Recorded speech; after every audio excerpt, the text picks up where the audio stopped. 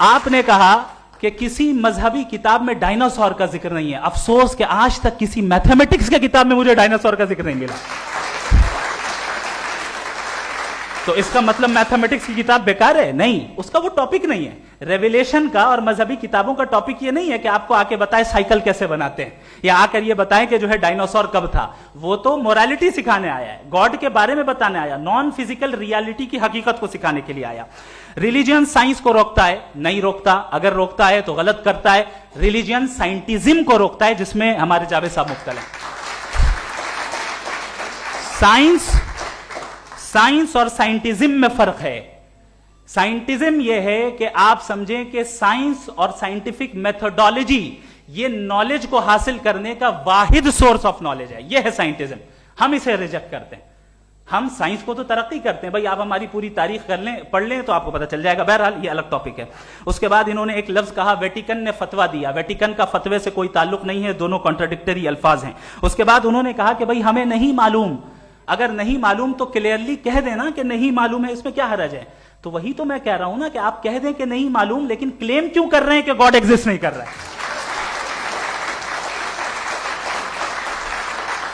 آپ کہہ دیں نہیں معلوم ہے, ہو سکتا ہے ہو سکتا نہ ہو, لیکن آپ کلیم کر رہے ہیں. The moment you say God does not exist, this is a claim, and now the burden of proof is upon you too, جیسے ہمارے اوپر ہے. اور کیوں ہے میں بتاتا ہوں, کیوں ہے یہ بھی میں بتاتا ہوں. فلسافیکلی جو کلیم ہوتا ہے نا, صرف یہ نہیں ہوتا کہ انسان کہے پازیٹیو کلیم کرے اور نیگیٹو کلیم کرے تو برڈن آف پروف نہیں ہے.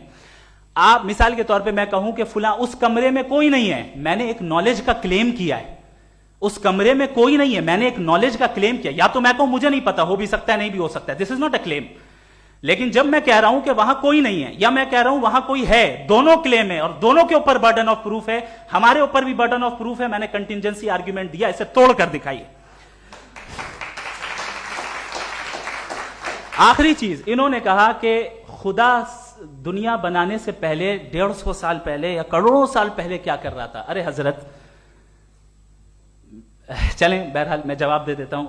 آپ ہمارے ریسپیکٹڈ پرسنالٹی ہیں, اگر آپ نہیں ہوتے تو میں ایسے انٹرٹین ہی نہیں کرتا. ٹائم یہ 100 سال پہلے یا 100 سال بعد, پہلے بعد میں ابھی, یہ وہ الفاظ ہیں جن کا تعلق ٹائم سے ہے. ٹائم شروع ہی ہوا ہے یونیورس کی بگننگ کے بعد, تو اس کے پہلے خدا کیا کر رہا تھا, سوال اللاجیکل ہے. یہ فلسفی ہے. یعنی آپ یہ کہہ رہے ہیں کہ یونیورس کے بننے سے پہلے خدا کیا کر رہا تھا. ٹائم کے بننے سے پہلے کا تعلق ٹائم سے, ٹائم اس وقت تھا ہی نہیں, تو یہ سوال ہی انویلڈ ہے خدا کے تعلق سے.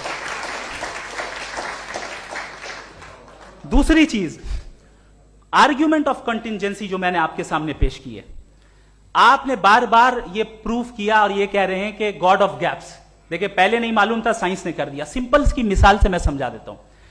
جس گیپس کی آپ بات کر رہے ہیں نا, سائنس ان گیپس کو جن چیز کے ذریعے بھی پروو کرے گا وہ کنٹینجنٹ ہی ہوگا, اب چاہے وہ فورس ہو, میٹر ہو یا انرجی ہو.